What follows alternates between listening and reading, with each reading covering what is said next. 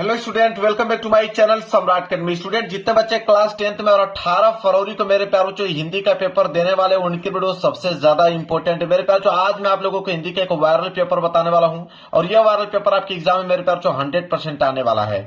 Code है, यहाँ पे देख सकते हो 801 BE कोड है मेरे प्यारों चो। और ये पेपर है 70 नंबर का और आज मैं आप लोगों को 70 में 70 बिल्कुल क्लियर कराने वाला हूँ। एडमिट कार्ड लेकर जाना, एडमिट कार्ड पर से देखकर अनुक्रमांक और नाम यहाँ पे मेरे प्यारों चो लिख लेना है। और इस पेपर को हल करने के लिए आपके पास समय है 3 घंटे 15 मिनट। 3 घंटे 15 मिनट के अंदर इस पेपर को सॉल्व करना होगा। जैसे ही नीचे आप बढ़ोगे मेरे प्यार, तो नीचे आप लोगों को निर्देश देखने को मिलेगा। और निर्देश देखिए, पहला निर्देश बोल रखा है इसने कि प्रारंभ के 15 मिनट परीक्षार्थियों को प्रश्न पत्र पढ़ने के लिए निर्धारित है। बोला कि शुरू के 15 मिनट को टाइम मिलेगा इस पेपर को पढ़ने के लिए और 3 घंटे में इस पेपर को सॉल्व करना होगा। तो जब 18 फरवरी को पेपर मिले तो सबसे पहला काम करना है कि 15 मिनट का समय निकालकर पूरे के पूरे पेपर को आप लोगों को पढ़ लेना है। जो जो क्वेश्चन आप लोगों को आ रहा है उन क्वेश्चन को सबसे पहले आप लोगों को करना है। इसके बाद दूसरा निर्देश है कि प्रश्न पत्र 2 खंडों में, खंड अ तथा खंड ब में विभाजित है। यह पेपर 2 खंडों में बना हुआ है। एक तो आएगा सबसे पहले खंड अ, इसके बाद आएगा आपका खंड ब। तीसरा है कि प्रश्न पत्र के खंड अ में बहुविकल्पीय प्रश्न है, जिसमें सही विकल्प का चयन करके OMR शीट पर नीले अथवा काले बॉल पॉइंट पेन से सही विकल्प वाले गोले को पूर्ण रूप से काला करें। मेरे प्यारों, जो कहने का मतलब है कि खंड अ में बहुविकल्पीय प्रश्न रहेंगे कितने, टोटल 20 बहुविकल्पीय प्रश्न रहेगा। इनका उत्तर आपको OMR शीट पे देना होगा। आप नीले पेन का यूज कीजिए या काले पेन का यूज कीजिए रंगने के लिए। पेन आपका बॉल पॉइंट पेन होना चाहिए, जेल वाली पेन का इस्तेमाल नहीं करना है। इसके बाद आगे है चौथा कि खंड अ में बहुविकल्पीय प्रश्न हेतु प्रत्येक प्रश्न के लिए 1 अंक निर्धारित है। कह रहा है कि एक प्रश्न 1 नंबर के लिए पूछा जाएगा बहुविकल्पीय का। तो टोटल आपके पास 20 बहुविकल्पीय प्रश्न है जो कि 20 नंबर के लिए पूछा जाएगा। आगे चलते हैं, पांचवा निर्देश कह रहा है कि प्रश्न पत्र के खंड अ के प्रश्न हेतु 1 घंटा तथा खंड ब के प्रश्नों को हल करने हेतु 2 घंटे का समय निर्धारित है। कह रहा है कि खंड अ जिसमें 20 बहुविकल्पीय प्रश्न है उसको हल करने के लिए 1 घंटे का समय दिया गया है। 1 घंटे समय नहीं मेरे प्यारों, अधिक से अधिक 5 मिनट लगेंगे ऑब्जेक्टिव क्वेश्चन करने के लिए। बाकी जितना भी समय आपके पास बचेगा पूरा का पूरा खंड ब में लगा दीजिएगा हल करने के लिए। लास्ट निर्देश है कि प्रत्येक प्रश्न के सम्मुख उनके निर्धारित अंक दिए गए हैं। हर एक प्रश्न के आगे लिखा हुआ मिलेगा कि प्रश्न 1 नंबर का है या 2 नंबर का है या 4 नंबर का है या 6 नंबर का है। जितना भी नंबर का कोई भी प्रश्न होगा उसके सामने लिखा हुआ मिलेगा। बिल्कुल कम समय में पूरा डिटेल में मैंने इसका निर्देश आप लोगों को बता दिया। पेपर इधर से स्टार्ट होना, मैं पेपर आप लोगों को दिखाता हूं। देखिए मेरे प्यारे, तो पेपर आप लोगों का यहां से स्टार्ट हो रहा है। सबसे पहले आया है खंड अ और खंड अ में रहेंगे बहुविकल्पीय प्रश्न। कितने बहुविकल्पीय प्रश्न? 20 बहुविकल्पीय प्रश्न रहेंगे। पहला ही प्रश्न देखिए, इस प्रश्न को कई बार मैं करा चुका हूं और पहला प्रश्न पूछा गया है कि हिंदी साहित्य के जो श्रेष्ठ निबंधकार, आलोचक एवं इतिहासकार के रूप में जाने जाते हैं, तो इनमें से कौन जाने जाते हैं श्रेष्ठ निबंधकार, आलोचक, इतिहासकार के रूप में? और यह प्रश्न कितने नंबर के लिए? 1 नंबर के लिए मेरे प्यारे बच्चों। कई बार इस प्रश्न को करा चुका हूं, एक बार नहीं कई बार। अगर आंसर आपको मालूम है तो जल्दी से कमेंट करके बताइए, मैं इसका आंसर बताता हूं। रामचंद्र शुक्ल जी, आचार्य रामचंद्र शुक्ल जी मेरे प्यारे बच्चों। सी वाला ऑप्शन जो होगा बिल्कुल राइट आंसर हो जाएगा। आगे बढ़ते हैं क्वेश्चन नंबर दूसरे की तरफ। क्वेश्चन नंबर दूसरा भी महादेवी वर्मा द्वारा रचित रेखा चित्र है। ये बहुत अच्छा प्रश्न पूछ लिया है कि महादेवी वर्मा द्वारा जो रचित रेखा चित्र इन चारों ऑप्शनों में से कौन है।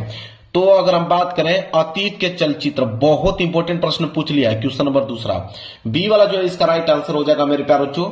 तीसरा देखिए, कोणार्क के रचनाकार हैं, 1 नंबर के लिए प्रश्न। इस वाले पेपर में सारे के सारे मोस्ट इंपोर्टेंट और काफी अच्छे प्रश्न पूछा गया है इस पेपर में कि कोणार्क के रचनाकार इन चारों ऑप्शनों में से कौन है। वह है मेरे प्यारे बच्चों आपके जगदीश माथुर जी हैं। ए वाला ऑप्शन जो होगा बिल्कुल राइट आंसर हो जाएगा। वही अगर आगे बढ़ते हैं क्वेश्चन नंबर चौथे की तरफ, क्वेश्चन नंबर 4 है मेरे प्यारे बच्चों कि चलो चांद पर चले के रचनाकार है। 1 नंबर के लिए प्रश्न है। तो चलो चांद पर चले के रचनाकार कौन है? जयप्रकाश भारती जी हैं। बी वाला जो है बिल्कुल करेक्ट आंसर हो जाएगा। चलिए आगे बढ़ते हैं क्वेश्चन 5वें की तरफ। कह रहा है कि तूफानों के बीच रचना की विधा है। मतलब कि तूफानों के बीच एक रचना है और यह रचना किस विधा की रचना है, यह पूछा है क्वेश्चन में। 1 नंबर के लिए प्रश्न है मेरे प्यारे बच्चों। तो इसका आंसर हो जाएगा किस विधा की रचना है? रिपोर्टाज विधा की रचना है। यहाँ पे डी वाला ऑप्शन जो होगा बिल्कुल राइट आंसर हो जाएगा। क्वेश्चन नंबर 6 है कि केशव दास किस काल के कवि है? 1 नंबर के लिए प्रश्न है। तो केशव दास किस काल के कवि है? तो मेरे प्यार बच्चों वो है आपके रीतिकाल। बी वाला ऑप्शन जो होगा बिल्कुल राइट आंसर हो जाएगा। अगला है 7वां, भारत भारती के रचनाकार है। 1 नंबर के लिए प्रश्न है मेरे प्यारे बच्चों। तो भारत भारती के रचनाकार आपके मैथिली शरण गुप्त जी हैं। ए वाला जो है बिल्कुल करेक्ट आंसर हो जाएगा। चलिए आगे बढ़ते हैं प्रश्न संख्या 8वें की तरफ। देखिए मेरे प्यारे बच्चों, प्रश्न संख्या 8वां है। कह रहा है कि भारतेंदु युग की समय अवधि है, 1 नंबर के लिए प्रश्न है कि भारतेंदु युग की समय अवधि कितनी मानी जाती है। तो सन 1868 ईस्वी से लेकर सन 1900 ईस्वी तक ये जो काल अवधि मानी जाती है भारतेंदु युग की काल अवधि या समय अवधि मानी जाती है। प्रश्न संख्या 9 है कि सुमित्रानंद पंत की रचना नहीं है, 1 नंबर के लिए प्रश्न है। बहुत प्यारा प्रश्न पूछ दिया मेरे प्यारे बच्चों। तो सुमित्रानंद पंत की रचना इन चारों में से कौन है? कामायनी। कामायनी जो है वो सुमित्रानंद पंत की रचना नहीं है। इसके बाद प्रश्न संख्या 10वां कि रीति मुक्त काव्य धारा के कवि है, 1 नंबर के लिए प्रश्न है कि रीति मुक्त काव्य धारा के कवि इन चारों ऑप्शनों में से कौन है? वह है आपके घनानंद जी। डी वाला ऑप्शन जो होगा बिल्कुल करेक्ट आंसर हो जाएगा। आगे बढ़ते हैं प्रश्न संख्या 11। कह रहा है कि हाँ रघुवंदन प्रेम परिते तुम बिन जियत बहुत दिन बीते, उपयुक्त पंक्ति में रस है, मतलब किस रस का प्रयोग किया गया इस पंक्ति में मेरे प्यारे बच्चों? तो इस पंक्ति की अगर हम बात करें तो इसमें करुण रस का प्रयोग किया गया है, इसलिए सी वाला जो होगा बिल्कुल करेक्ट आंसर हो जाएगा। क्वेश्चन नंबर 12 कह रहा हूं कि जो आंखनी सब देखी है आंख न देखी जाही, उपयुक्त पंक्ति में कौन सा अलंकार, मतलब इस पंक्ति में किस अलंकार का प्रयोग किया गया है? तो इसमें अगर अलंकार की हम बात करें तो उत्प्रेक्षा अलंकार का प्रयोग किया गया है, डी वाला जो है बिल्कुल करेक्ट आंसर हो जाएगा। अगला है प्रश्न संख्या 13 कि सोरठा छंद के पहले एवं तीसरे चरण में मात्राएं होती है, 1 नंबर के लिए प्रश्न है। तो अगर सोरठा अगर छंद की अगर हम बात करें तो पहले और तीसरे चरण में कितनी मात्राएं होती हैं? 11 मात्राएं होती हैं, इसलिए सी वाला जो होगा बिल्कुल करेक्ट आंसर हो जाएगा। अगला प्रश्न देख लो, प्रश्न संख्या 14 कह रहा कि सुगम शब्द में उपयुक्त उपसर्ग है, 1 नंबर के लिए प्रश्न है। तो सुगम उपसर्ग का मतलब जो आगे जुड़ता है, अगर इसको तोड़ोगे तो हो जाएगा सु धन गम के रूप में टूटेगा। तो आगे क्या जुड़ा हुआ है? सु। तो सु जो है मेरे प्यारे बच्चों ए वाला ऑप्शन जो होगा बिल्कुल राइट आंसर हो जाएगा, यह उपसर्ग है। आगे बढ़ेंगे क्वेश्चन संख्या 15 की तरफ। चलिए आगे बढ़ते हैं। प्रश्न संख्या 15 देखिए क्या है। कह रहा है कि नवरत्न में समास है, तो नवरत्न में समास है, 1 नंबर के लिए प्रश्न है। तो इसमें द्विगु समास है मेरे प्यारे बच्चों, बी वाला जो है बिल्कुल राइट आंसर हो जाएगा। इस प्रश्न को भी कई बार करा चुका हूं मैं। प्रश्न संख्या 16 है कि पृथ्वी का प्रवाची शब्द नहीं है, 1 नंबर के लिए प्रश्न है। तो पृथ्वी का प्रवाची शब्द इन चारों ऑप्शन में भू, वसुधा, धरा, ये तीनों जो है पृथ्वी के प्रवाची शब्द हैं। ये जो प्रसून है ये पृथ्वी का प्रवाची शब्द नहीं है, इसलिए डी वाला जो है बिल्कुल करेक्ट आंसर हो जाएगा। 17वां कह रहा कि त्वाम शब्द में अगर विभक्ति एवं वचन देखें तो क्या होगा? तो त्वाम जो शब्द है मेरे प्यारे बच्चों वो जो है मेरे प्यारे बच्चों वो द्वितीय विभक्ति और एक वचन का रूप है त्वाम, इसलिए ए वाला जो है बिल्कुल राइट आंसर हो जाएगा। 18वां है कि अर्थ के आधार पर वाक्य के कितने भेद होते हैं, 1 नंबर के लिए प्रश्न है। तो अर्थ के आधार पर वाक्य की अगर हम बात करें 8 भेद होते हैं मेरे प्यारे बच्चों। 8 का मतलब यहाँ पे बी वाला जो है बिल्कुल राइट आंसर हो जाएगा। इसके बाद 19वां प्रश्न करा कृतवाच्य में प्रधानता होती है, 1 नंबर के लिए प्रश्न है। तो कृतवाच्य में प्रधानता किसकी होती है? कर्ता की होती है। यहाँ पे सी वाला जो है बिल्कुल करेक्ट आंसर हो जाएगा। आगे बढ़ेंगे प्रश्न संख्या 20वें की तरफ। कह रहा जिनके अलग अलग रूप वाक्यों में मिलते हैं वे पद कहलाते हैं, 1 नंबर के लिए प्रश्न है। तो जिनके अलग अलग रूप वाक्यों में मिलते हैं वे पद क्या कहलाते हैं? विकारी पद कहलाते हैं। विकारी पद मतलब ए वाला ऑप्शन जो है बिल्कुल करेक्ट आंसर हो जाएगा। तो मैंने बिल्कुल कम समय में 20 के 20 बहुविकल्पीय प्रश्न आप लोगों को बता दिया और 20 के 20 बहुविकल्पीय प्रश्न आप लोगों को बिल्कुल सही करके आना है, एक प्रश्न भी छोड़ना नहीं है मेरे प्यारे बच्चों। चलिए खंड अ समाप्त हो गया, इधर देखते हैं खंड ब। चलिए अब स्टार्ट होगा यहां से खंड ब, और खंड ब में मेरे प्यारे बच्चों सारे के सारे वर्णनात्मक प्रश्न रहेंगे। प्रश्न 20 के बाद प्रश्न आ गया 21वां। देखिए 21वां प्रश्न क्या पूछा है? कह रहा है कि निम्नलिखित गद्यांश पर आधारित दिए गए प्रश्नों को उत्तर दीजिए। गद्यांश आ गया है, गद्यांश 6 नंबर के लिए पूछा है मेरे प्यारे बच्चों। और यहाँ पे 2 गद्यांश है, एक क वाला दिया है, कह रहा है कि क वाला नहीं अगर कर पाओगे तो अथवा करके आपको नीचे ख वाला दिया गया, दोनों में से कोई एक ही करना है। मैं आंसर दोनों को बता देता हूं, याद कर लेना, जो आसान लगेगा वो उसको करके आना है आप। तो पहले क वाला देखिए क्या है। क वाला है कि जो वृद्ध हो गए हैं, जो अपनी बाल्यावस्था और तरुणावस्था से दूर हट आए हैं, उन्हें अपने अतीत काल की स्मृति बड़ी सुखद लगती है। वे अतीत का ही स्वप्न देखते हैं।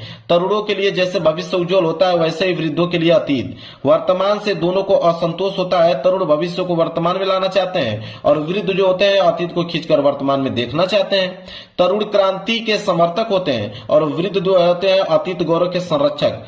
इन्हीं दोनों के कारण वर्तमान सदैव क्षुब्ध रहता है और इसी से वर्तमान काल सदैव सुधारों का काल बना रहता है। यह मेरे प्यारे बच्चों दिया हुआ है गद्यांश। इसके नीचे 3 प्रश्न है।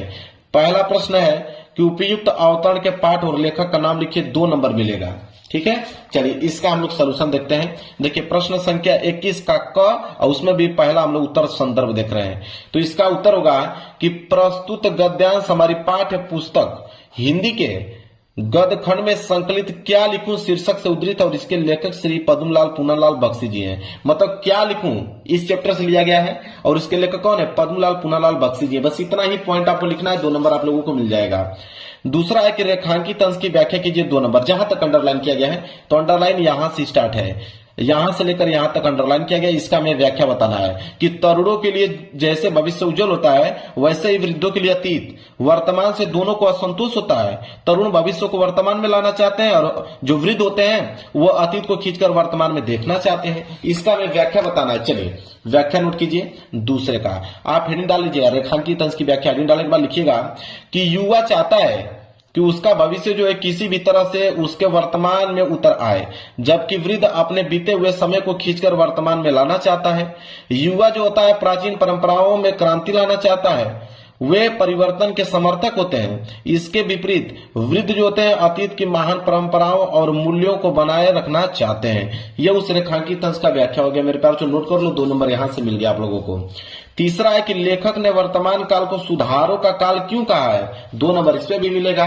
तो इसका भी आंसर लिखना पड़ेगा। तीसरे का उत्तर लिखिए कि वर्तमान एक वरदान के प्रकार मनुष्य के जीवन में सुधारों का काल होता है, लेकिन जो वृद्ध होता है, अब वृद्ध और युवा दोनों ही अपने वर्तमान से नाराज हैं। तरुण भविष्य को वर्तमान में खींच कर लाना चाहते हैं, जबकि वृद्ध जो होते हैं अतीत को वर्तमान में देखना चाहते हैं। क्लियर हो गया। चलिए तीनों प्रश्नों का उत्तर मैंने बता दिया। अगर ये क वाला गद्यांश नहीं करना चाहते कोई दिक्कत नहीं, आप ख वाला कर सकते हो।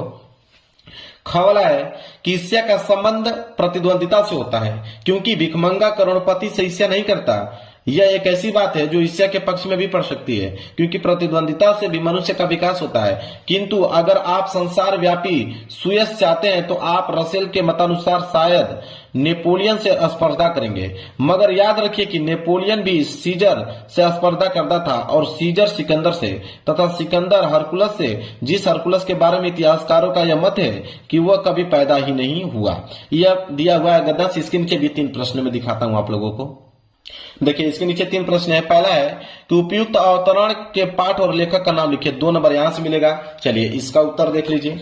तो देखिए ख वाला का पहला उत्तर संदर्भ लिखेंगे कि प्रस्तुत गद्य अवतरण हमारी पाठ्य पुस्तक हिंदी के गद्यखंड में संकलित एवं श्री रामधारी सिंह दिनकर द्वारा लिखित ईर्ष्या तू न गई मेरे मन से नामक मनोवैज्ञानिक निबंध से उद्धृत है। मतलब ईर्ष्या तू न गई मेरे मन से चैप्टर से लिया गया है और इसके लेखक श्री रामधारी सिंह दिनकर जी हैं। क्लियर है। चलिए दूसरा है रेखांकित अंश की व्याख्या कीजिए, 2 नंबर। जहां तक अंडरलाइन किया गया था मैं दिखाता हूं आप लोगों को। देखिए अंडरलाइन यहां से लेकर यहां तक किया गया है कि ईर्ष्या का संबंध प्रतिद्वंदिता से होता है, क्योंकि भिखमंगा करोड़पति से ईर्ष्या नहीं करता। यह एक ऐसी बात है जो ईर्ष्या के पक्ष में भी पड़ सकती है, क्योंकि प्रतिद्वंदिता से भी मनुष्य का विकास होता है। बस इतना ही इसका हमें व्याख्या करना है। ठीक है। चलिए व्याख्या में हम लोग लिखेंगे दूसरा रेखांकित अंश की व्याख्या डालने के बाद लिखेंगे कि लेखक का कहना है कि ईर्ष्या जो है मनुष्य का चारित्रिक दोष है, क्योंकि यह आनंद से बाधा पहुंचाती है, किंतु यह एक दृष्टि से लाभदायक भी हो सकती है, क्योंकि ईर्ष्या के अंदर प्रतिद्वंदिता का भाव निहित होता है। ईर्ष्यावश मनुष्य किसी दूसरे से स्पर्धा करता है और ईर्ष्या कारण वह अपने जीवन स्तर को विकसित करता है। यहाँ यह बात विचार करने योग्य है कि स्पर्धा समान स्तर से नहीं अपितु अपने से ही कुछ अधिक स्तर रखने वाले व्यक्ति से की जानी चाहिए। यही कारण है कि भिक्षा जो होता है वृत्ति पर जीवन यापन करने वाले व्यक्ति किसी करोड़पति से ईर्ष्या नहीं करता, और स्पर्धा और प्रतिद्वंदिता से संबंध यही एक बात ईर्ष्या को उचित भी ठहरा सकती है, क्योंकि स्पर्धा से भी कोई भी मनुष्य उन्नति के पथ पर अग्रसर होता है। क्लियर है। चलिए अब आगे बढ़ेंगे। देखिए एक प्रश्न और बचा है तीसरा कि लेखक के अनुसार प्रतिद्वंदिता का सकारात्मक पक्ष क्या है, 2 नंबर इस पे भी मिलेगा। तो इसका भी आंसर हम लोग लिखेंगे तीसरे का कि लेखक के अनुसार प्रतिद्वंदिता का सकारात्मक पक्ष यह है कि प्रतिद्वंदिता के कारण मनुष्य के मन में विकास करने की इच्छा जाग उठती है और वह विकास की दिशा में सकारात्मक प्रयास करता है। ठीक है। तीनों प्रश्नों का मैंने उत्तर बता दिया, नोट कर लो। अब आएगा प्रश्न संख्या 22। प्रश्न संख्या 22 है मेरे प्यारे बच्चों कि निम्नलिखित पद्यांश पर आधारित 3 प्रश्नों के उत्तर दीजिए। पद्यांश आ गया। पद्यांश भी 6 नंबर के लिए ही पूछा जाता है। इसमें भी आपके क दिया हुआ है और कह रहा है कि क नहीं कर पाओगे तो अथवा करके एक दिया हुआ है ऑप्शन ख वाला। दोनों में से कोई एक ही करना है। मैं आंसर दोनों को बताऊंगा। पहले क वाला का देखते हैं। क वाला है कि मैया हो न चरेओ गाई, सिगरे ग्वाल खिरावत मोसो मेरे पाई पिराई, जो न पत्याही पूछी बलदाहुई अपनी 100 दिवाई, यह सुनी माई जसोदा ग्वालिन गारी देती रिसाई, मैं पटवती अपने लड़का को आवे मन बहराई सूर श्याम में मैरो अति बालक मारत ताही रिगाई। अब इसके नीचे 3 प्रश्न है। पहला है कि उपयुक्त पद्यांश का आप संदर्भ लिखिए, 2 नंबर मिलेगा। चलिए इसका संदर्भ देखते हैं। तो प्रश्न संख्या 22 का क का पहला संदर्भ, यहाँ पे संदर्भ डाल लीजिएगा, लिखिएगा कि प्रस्तुत पद हमारी पाठ्य पुस्तक हिंदी के काव्य खंड में संकलित पद शीर्षक से उद्धृत है और इसके रचयिता कौन है? श्री सूरदास जी हैं और यह पद उनके महाकाव्य सूरसागर से लिया गया है। तो सूरसागर से लिया गया है और इसके रचयिता सूरदास जी हैं। बस इतना पॉइंट आपको लिखना है। इसके बाद रेखांकित अंश की व्याख्या कीजिए 2 नंबर, जहां तक अंडरलाइन किया गया है। तो 2 लाइन अंडरलाइन किया गया है कि जो न पत्याही पूछी बलदाहुई अपनी 100 दिवाई, यह सुनी माई जसोदा ग्वालिन गारी देती रिसाई। अब इसका हमें क्या करना है? व्याख्या बताना है। बिल्कुल सिंपल है, व्याख्या नोट कर लो। कह रहा है कि बाल कृष्ण जब ग्वाल बालों की शिकायत करते हैं तो वह मैया से अपने कहते हैं कि आपको विश्वास ना हो तो आप बलदाऊ से पूछ लो। यह सुनकर यशोदा मां क्रोधित होती हैं और जो ग्वाल हैं बाल को देती हैं, मतलब ग्वाल बाल को क्या करती है? गाली देती हैं। ये उसका क्या हो गया? रेखांकित अंश का व्याख्या हो गया। इसके बाद तीसरा है कि बाल कृष्ण गाय चराने क्यों नहीं जाना चाहते हैं, 2 नंबर इस पे भी मिलेगा। तो चलिए इसका उत्तर लिखिए। तीसरे का उत्तर लिखेंगे कि प्रस्तुत पद्यांश में श्री कृष्ण माता यशोदा से सभी ग्वाल बालों की शिकायत करते हुए कहते हैं कि हे मैया, अब मैं जंगल में गायों चराने नहीं जाऊंगा क्योंकि सभी ग्वाल बाल मुझसे ही अपनी गायों को खिलवाते हैं और दौड़ते दौड़ते मेरे जो पैर हैं वो दुखने लगते हैं। चलिए ये वाला भी हो गया। अगर नहीं करना चाहते हो कोई दिक्कत नहीं, अथवा करके नीचे दिया है, इसको कर सकते हो कि चाह नहीं मैं सुरबाला के गानों में गुथा जाऊं, चाह नहीं प्रेमी माला में बिंद प्यारी को ललचाऊं, चाह नहीं सम्राटों के सौ पर हे हरि डाला जाऊं, चाह नहीं देवों के सिर पर चढ़ूं भाग्य पर इठलाऊं, मुझे तोड़ लेना बनमाली उस पथ पर देना तुम फेंक, मातृभूमि पर सिर चढ़ाना जिस पथ जावे वीर अनेक। इसके नीचे 3 प्रश्न है। पहला कि उपयुक्त पद्यांश का संदर्भ लिखिए, 2 नंबर मिलेगा। चलिए इसका संदर्भ देख लीजिए आप। देखिए ख वाला, तो हेडिंग संदर्भ डालने के बाद लिखिएगा कि प्रस्तुत कविता हमारी पाठ्य पुस्तक हिंदी के काव्य खंड में संकलित माखनलाल चतुर्वेदी द्वारा रचित पुष्प की अभिलाषा शीर्षक से अवतरित है। मतलब पुष्प की अभिलाषा चैप्टर से लिया गया है, ठीक है, और इसके जो रचयिता है माखनलाल चतुर्वेदी जी हैं। क्लियर है? चलिए पहला प्रश्न यहाँ पे क्लियर हो गया। इसके बाद दूसरा, रेखांकित अंश की व्याख्या कीजिए 2 नंबर, जहां तक अंडरलाइन किया गया, तो मैं दिखा देता हूं कहां तक अंडरलाइन किया गया है कि मुझे तोड़ लेना बनवाली उस पथ में देना तुम फेंक, मातृभूमि पर शीश चढ़ाने जिस पथ जावे वीर अनेक। इसका मैं व्याख्या करना है, तो चलिए व्याख्या नोट कर लीजिए। व्याख्या होगा इसका दूसरे का कि पुष्प वनमाली के समक्ष अपनी इच्छा रखती हुई कहती हैं कि हे वनमाली, मुझे डाल से तोड़ लेना और उस रास्ते पर फेंक देना जिस मार्ग से मातृभूमि पर सिर का बलिदान चढ़ाने के लिए अनेक देशभक्त वीर गए हैं। बस इतना ही पॉइंट आपको लिखना है। रेखांकित अंश की व्याख्या यहाँ पे हो गई कंप्लीट। चलिए एक प्रश्न और है, तीसरा कि उपयुक्त अवतरण में पुष्प किसका प्रतीक है, पुष्प को किन चीजों की चाह नहीं है और क्यों। इसका हमें मेरे ख्याल से उत्तर लिखना है। तीसरे का तो लिखेंगे, तीसरे का उत्तर कि कवि ने पुष्प के माध्यम से देश प्रेम की भावना को व्यक्त किया है। पुष्प सुर सुंदरी के गानों में गुथ जाने की, प्रेमी माला में पिरोया जाऊं तथा प्रियतमा को आकर्षित करने की इच्छा नहीं है। क्लियर है? चलिए आगे बढ़ेंगे प्रश्न संख्या 23 की तरफ। प्रश्न संख्या 23 है कि निम्नलिखित संस्कृत गद्यांश का संदर्भ सहित हिंदी में अनुवाद कीजिए। अब ये संस्कृत का गद्यांश आ गया। कितने नंबर के लिए पूछा है? 5 नंबर के लिए दिया है। 3 नंबर इसके हिंदी अनुवाद पे देता है, 2 नंबर इसके संदर्भ पे देता है। इसमें भी 2 ऑप्शन है, एक आपका कौला है, जरा कौला नहीं कर पाओगे तो अथवा करके नीचे आपका खौला दिया गया। दोनों में से कोई एक करना है। मैं आंसर दोनों को बताऊंगा। पहले कौला को देखिए, यहां से लेके यहां तक है कौला, विश्वास्य अस्त्रता ईश्वर वाला, ठीक है। इसका हमें संदर्भ से हिंदी में अनुवाद करना है। संदर्भ पे 2 नंबर, हिंदी अनुवाद पे 3 नंबर। तो देखिए प्रश्न संख्या 23 का क संदर्भ है कि प्रस्तुत संस्कृत गद्यांश हमारी पाठ्य पुस्तक हिंदी के संस्कृत खंड में संकलित भारतीय संस्कृति पाठ से उद्धृत है। मतलब भारतीय संस्कृति चैप्टर से लिया गया है। अगर इसका हिंदी अनुवाद की अगर हम बात करें, लिखेंगे ब्रह्मांड की रचना करने वाला एक ही ईश्वर है। यह भारतीय संस्कृति का मूल है। विभिन्न धर्मों के लोग एक ही ईश्वर को अलग अलग नामों से पूजा करते हैं। अग्नि, इंद्र, कृष्ण, करीम, राम, रहीम, जिन्न, बुद्ध, कृष्ण, अल्लाह आदि एक ही परमात्मा के नाम है। उन्हें लोग गुरु भी मानते हैं। अतः सभी मतों की समानता एवं सम्मान ही हमारी संस्कृति का संदेश है। ये उसका हिंदी अनुवाद हो गया। चलिए, अगर ये नहीं करना चाहते कोई दिक्कत नहीं है, ताड़ित चंद्रशेखर वाला कर सकते हो, यहां से लेके यहां तक है। इसका भी आपको संदर्भ सहित हिंदी में अनुवाद करना है, 5 नंबर मिल जाएगा। चलिए देखते हैं इसका उत्तर। तो सबसे पहले हम लोग संदर्भ देखेंगे।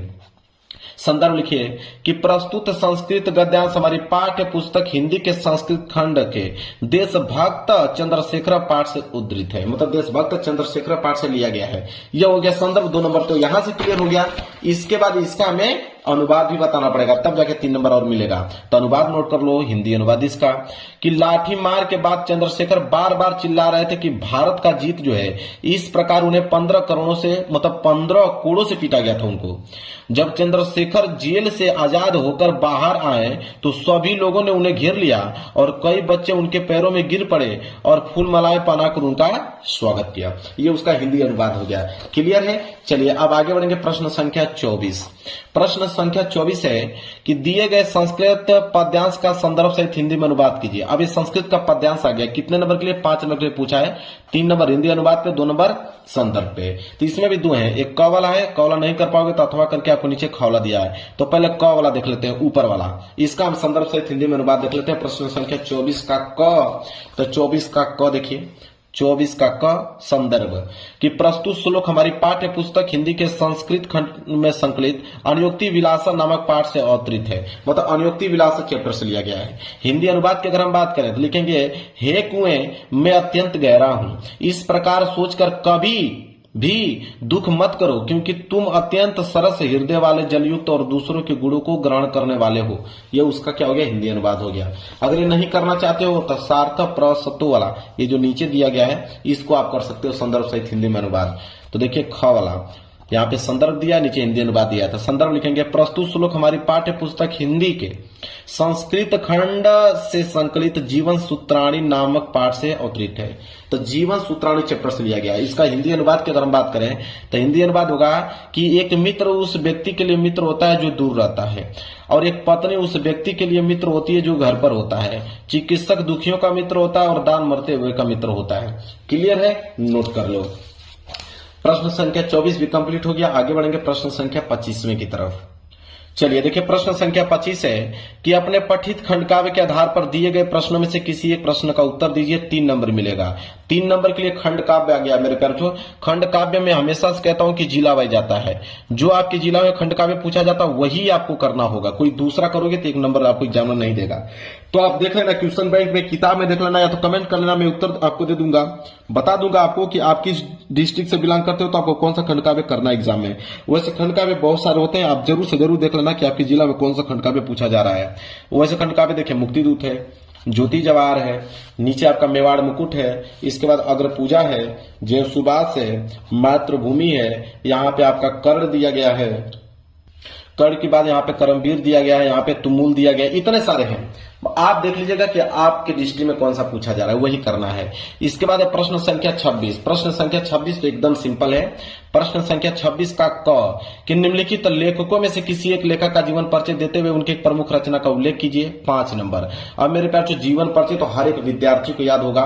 3 नंबर जीवन परिचय पे, 2 नंबर रचनाएं पे। रामधारी सिंह दिनकर दिया हुआ है, डॉक्टर राजेंद्र प्रसाद दिया हुआ है, भगवत सिंह उपाध्याय जी दिया है। अब जीवन परिचय बताने की कोई आवश्यकता नहीं है, सारे बच्चों को याद होगा। ठीक है, तो तीनों में से कोई एक कर लीजिएगा। रचना जरूर से लिखिएगा क्योंकि रचना पे 2 नंबर मिलता है, 5 नंबर क्लियर हो जाएगा। इसी तरह 26 का ख है कि निम्नलिखित कवियों में से किसी एक कवि का जीवन परिचय देते हुए उनके एक प्रमुख रचना का उल्लेख कीजिए। तो कवि का भी जीवन परिचय आप लोगों को याद होगा, 5 नंबर के लिए है। 3 नंबर जीवन परिचय पे, 2 नंबर रचनाएं पे। सुभद्रा कुमारी चौहान जी, मैथिली शरण गुप्त जी, बिहारी लाल जी, केदारनाथ सिंह। अब ये 4 ऑप्शन दिया गया है, 4 में से किसी एक का तो जरूर ही याद होगा आपको। जीवन परिचय याद कर लीजिएगा, लिख लीजिएगा, रचनाएं जरूर लिखिएगा क्योंकि 2 नंबर मिलेंगे। इसके बाद है प्रश्न संख्या 27 कि अपने पाठ्य पुस्तक में से कंठस्थ कोई एक श्लोक लिखिए जो इस प्रश्न पत्र में न आया हो। 2 नंबर का श्लोक भी याद होगा, लेकिन हालांकि मैं श्लोक आप लोगों को बता देता हूं। ठीक है, तो श्लोक आप लिख लो, 2 नंबर मिल जाएगा। देखिए मैं यहाँ पर लिख के लेके आया था जीवन परिचय, लेकिन बताया नहीं क्योंकि सारे बच्चों को याद है। प्रश्न संख्या 27 श्लोक लिख लो कि बंधम वर्णम वापी जयो वापी पराजय अभ्यत्र सम वीर वीर भाव ही वीरता। लीजिए यहां से 2 लाइन का आप पोयम लिख लो मेरे प्यारे बच्चों, 2 नंबर आप लोगों का मिल गया। चलिए आगे बढ़ते हैं मेरे पास। जो अगला प्रश्न है प्रश्न संख्या 28। प्रश्न संख्या 28 है कि अपने निवास स्थान के आसपास मोहल्लों की नलियों की समुचित सफाई के लिए नगर जनपद के स्वास्थ्य अधिकारी को पत्र लिखे। 4 नंबर मिलेगा। ठीक है, तो पहले इसको देख लेते हैं, फिर नीचे वाला का सोल्यूशन देखेंगे। चलिए लिखते हैं। सबसे पहले हम लोग लिखेंगे 28वें का, लिखेंगे सेवा में। सेवा में लिखने में लिखेंगे श्रीमान स्वास्थ्य अधिकारी। बी से किसके बारे में हम लोग ये पत्र लिख रहे हैं, तो मोहल्ले की सफाई हेतु आवेदन पत्र लिख रहे हैं। लिखेंगे महोदय जी, कामा लगाएंगे, लिखेंगे सविनय निवेदन है कि दौलतगंज की नलियों में नियमानुसार सफाई की उचित व्यवस्था न होने के कारण मच्छरों एवं मक्खियों का प्रकोप है। फलस्वरूप कॉलोनी के लोगों में बीमारी फैलने का भय है। अतः आपसे प्रार्थना है कि नालियों की जो सफाई की उचित व्यवस्था कराने एवं कीटनाशक दवाइयों की छिड़काव कराने की शीघ्र व्यवस्था करने की कृपा करें और इसके लिए हम सब आपके आभारी रहेंगे। धन्यवाद। इसके बाद यहाँ पे डेट आप लिख लीजिएगा। डेट में इस तरह कर दीजिएगा, पूरा डेट नहीं लिखना आप लोगों को। और भौतिक में अपना नाम लिखिएगा। ठीक है, तो नाम कहाँ लिखा जाता है, नाम लिखना नहीं आप लोगों को। आप क ख ग इस तरह आप डैश करके लिख सकते हो, एग्जामिनर समझ में आ जाएगा एग्जामिनर को।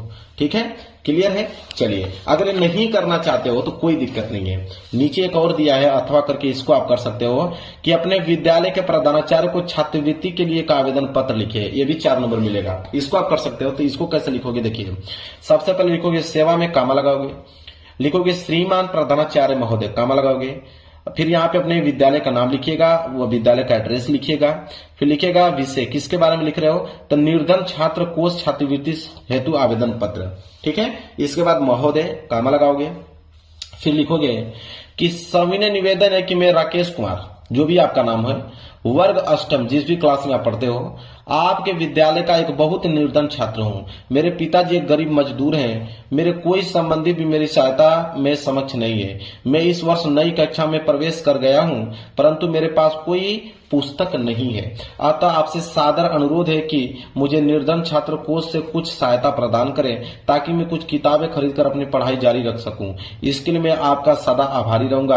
आपका आज्ञाकारी छात्र। यहाँ पे नेम आपको मेंशन नहीं करना है, मैंने जो बताया क ख ग वो लिख सकते हैं। यहाँ पे क्लास लिख देना, किस क्लास में आप पढ़ते हो, यहाँ पे डेट आप लिख दीजिएगा। क्लियर मेरे प्यारे बच्चों, समाप्त हो गया। चलिए आगे बढ़ते हैं। प्रश्न संख्या 28 यहाँ पे क्लियर हो गया। अगला प्रश्न देखते हैं। चलिए अगला प्रश्न है प्रश्न संख्या 29 कि निम्नलिखित प्रश्नों में से किन्हीं 2 प्रश्नों के उत्तर संस्कृत में दीजिए, 2 नंबर मिलेगा। तो 1 2 3 4 आपके पास 4 प्रश्न हैं। चारों प्रश्नों में से किन्हीं 2 ही प्रश्नों का उत्तर संस्कृत में देना है। तो मैं एक पहले का और एक दूसरे का, ठीक है, बता देता हूं, आंसर नोट कर लो। तो देखिए यहाँ पे ये पहले का उत्तर लिखा गया है और यह दूसरे का उत्तर लिया गया है। लिख लीजिए मेरे प्यारे बच्चों, क्लियर है। चलिए इसके बाद है प्रश्न संख्या 30वां। प्रश्न संख्या 30 है कि निम्नलिखित विषयों में से किसी एक विषय पर निबंध लिखे, 7 नंबर मिलेगा। या तो आप पहला लिख सकते हो पर्यावरण प्रदूषण की समस्या तथा समाधान, बहुत इंपॉर्टेंट है, हर साल आता है मेरे प्यारे बच्चों। या तो आप इंटरनेट पर लिख सकते हो, ये भी इंपॉर्टेंट है। तीसरा भी इंपॉर्टेंट है छात्र और अनुशासन। इसके बाद चौथा किसी एक त्योहार का वर्णन, कोई भी एक त्योहार का वर्णन कर सकते हो। और 5वां नई शिक्षा नीति। तो आपके पास 5 ऑप्शन है और 5 ऑप्शन में से किसी एक विषय पर निबंध लिख सकते हो। ये भी मैं आप लोगों को होमवर्क देता हूं अपने तरीके से लिखने के लिए। जितना हो सके उतना आसान शब्दों में आप लोग याद करके चले जाइएगा और लिखकर चले जाइएगा। तो मेरे प्यारों से ये पेपर हो गया बिल्कुल समाप्त।